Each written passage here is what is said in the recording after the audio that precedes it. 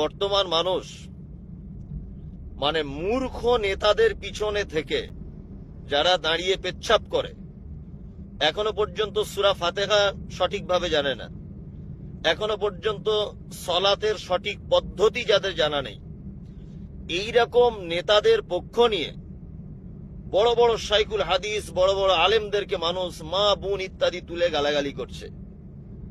আসলে এই জাতি কখনো সফলতা পাবে বলে আমি মনে করতে পারছি না। আনোয়ারুল হক ফাইজি হচ্ছেন সারা বাংলার একজন বিখ্যাত আলেম এবং অতীব নম্র, ভদ্র, পরহেজগার মানুষ।